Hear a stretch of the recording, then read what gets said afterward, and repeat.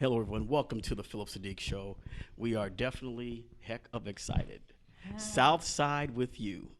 We have Tika Sumpter as playing Michelle Robinson, which evolves into Michelle Obama. And we have Parker Sawyers playing Barack Obama. How are you guys? Number one, thank you for the film. There's a lot of beautiful silence in it, and the silence speaks volumes. So tell us about this particular film. And you're also an actor, Tika, and also producer. Yeah, thank you for that. We're excited to be here. It's a film about the first date of Michelle Robinson and Barack Obama, and takes place in 1989. It takes place under the premise of it being a non-date for her and a date for him.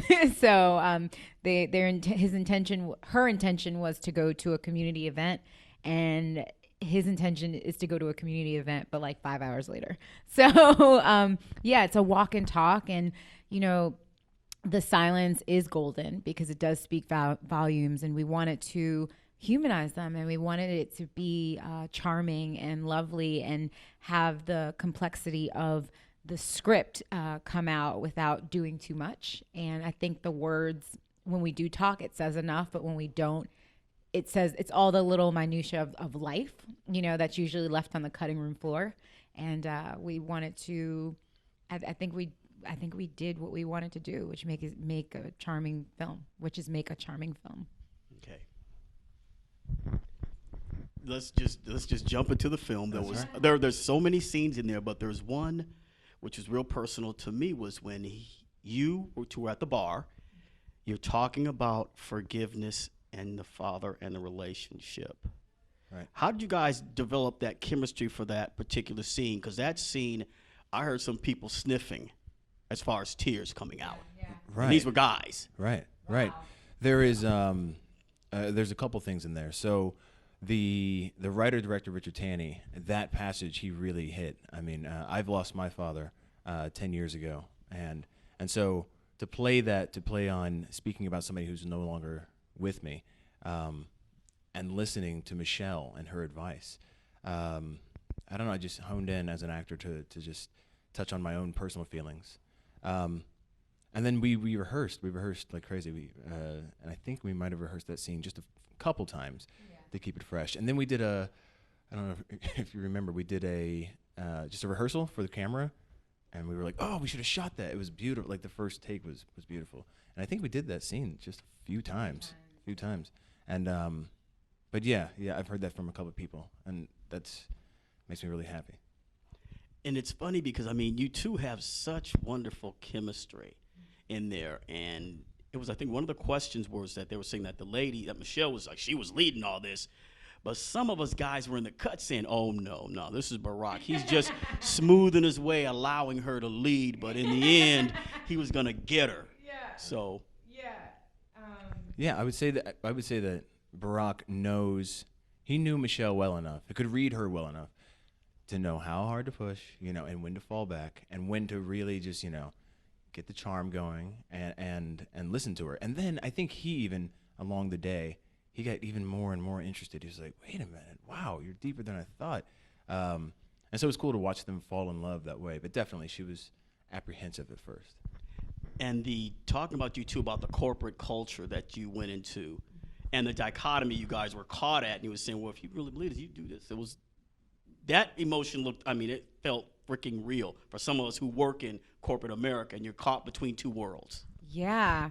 I think what we hit on was he challenged her, and he didn't allow her to just sit in whatever, I wouldn't call it an excuse, but it was her reasoning of why she didn't leave, but she knew she wanted something more. And I think in a relationship, when someone can hold up a mirror and you can see something else or something that you can change, and it scares you a little bit, that probably is a good sign.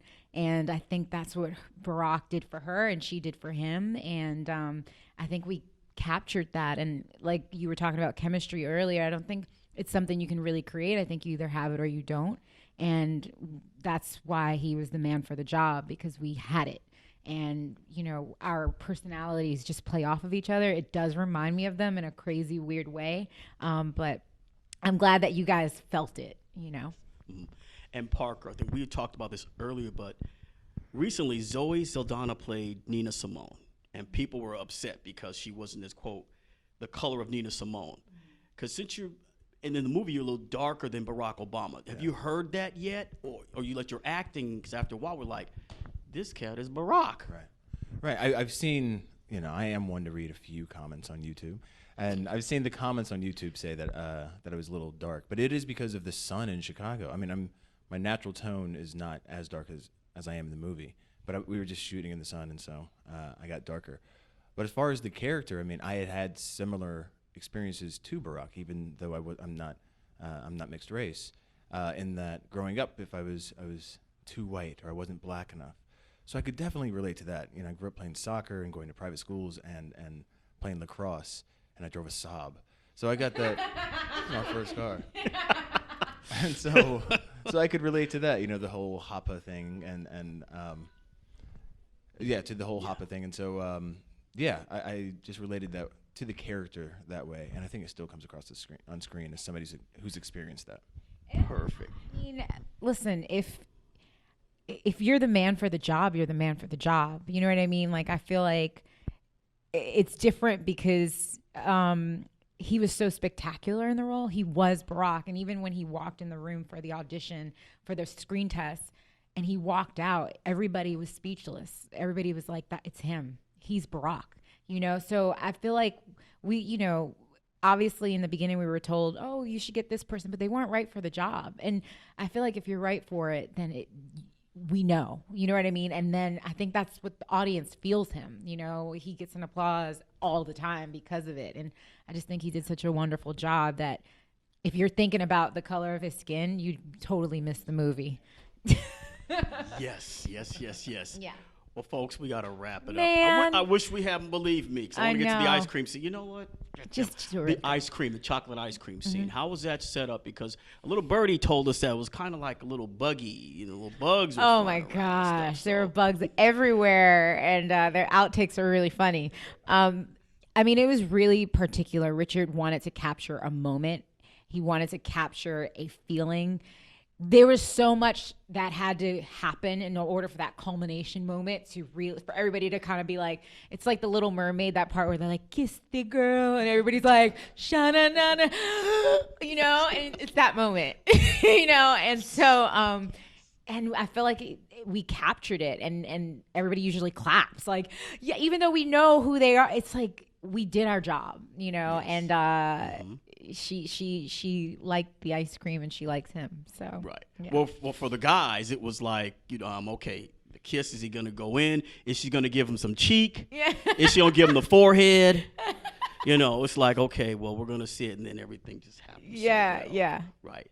But there was another scene in there. You guys are walking through a tunnel, and there's a wall with all these names. Can you tell us about that particular? I have my own opinion, I think, about that wall. But yeah. That is a wall that exists in Altgeld Gardens, right? Is that where it is? And those are, I think it's Altgeld. And while they were location scouting, Rich came across it, and it's a wall of people who've been murdered and lost to violence in Chicago, in that area. And so it was really important to keep that in the film, to show it in the film, to show where Barack Obama cut his teeth doing community organizing in that area, and that wall is still up. Perfect. And on that note, we'll have to wrap up the interview. Southside with you guys. Go out and see it. August 26th. Parker here, and should I say Candace? No, I won't say Candace. I won't. But Tika here, you guys. Go out. Thank you, guys.